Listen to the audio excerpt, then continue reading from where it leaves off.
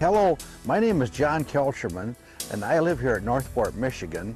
And my wife and we own this farm called Christmas Cove.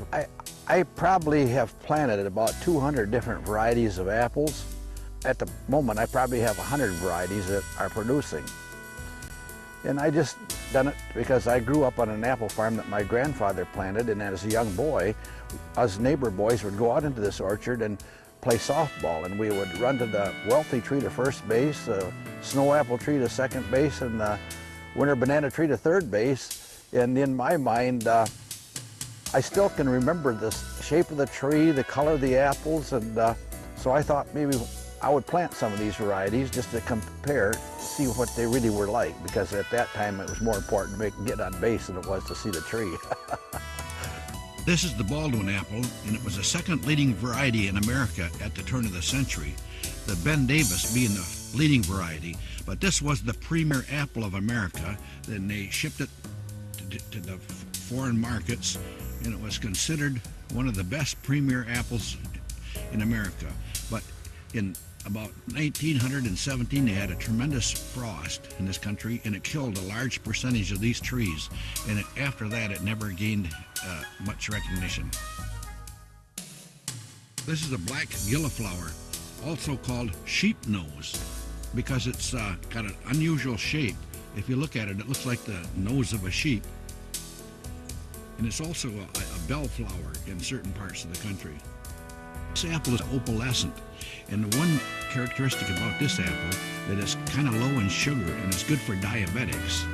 It's a very long-keeping apple, and it has a waxy skin like the winter banana, and it's just a beautiful apple.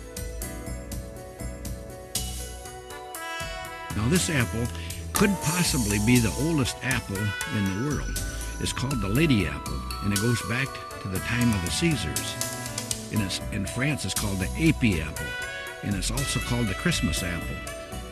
Apples mean different things to different people. It could have been what they grew up in their front yard and had the swing under it. This is the Wagner apple, and this was a very common apple in America back in the 30s and 40s, and it's one of the parents of the Ida Red. This apple is called a strawberry apple, and it ripens fairly early, and it's got a strawberry shape. I think that's probably where it gets its name. Well, this apple is called the golden russet, and a lot of people just will drive a long ways to obtain this apple. And it is the apple, have you seen some of these old apple head people? This apple shrivels up after time, and they use this apple to make these old apple head people.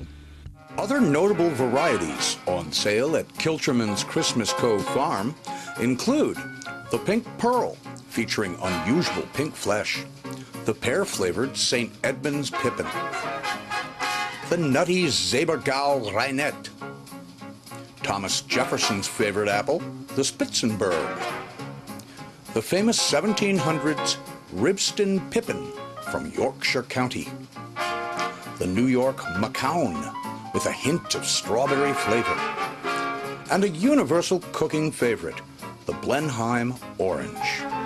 Surrounding the apple offerings are displayed the world's largest pop bottle collection, currently listed in the book, Michigan's Curiosities. Want to keep the doctor away? Head up the Leelanau Peninsula to Kelcherman's Christmas Cove Farm in Northport and bite into some delicious antiques.